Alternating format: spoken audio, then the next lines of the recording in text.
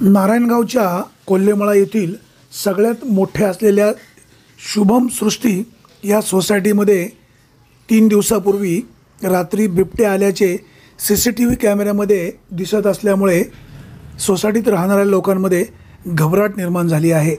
One विभागाने या संदर्भामध्ये दखल घेऊन बाजूला पिंजरा लावण्याची गरज आहे। काही महिन्यापूर्वी बाजूलाच असलेल्या एका शेतकऱ्याच्या कुत्र्यावर बिबट्याने हल्ला केलेला होता। बिबट्याचा वावर सध्या शहरामध्ये देखील होऊ लागल्याने नागरिकांमध्ये भीतीचे वातावरण निर्माण झाले आहे। Bureau report, winger times, Narayangaon.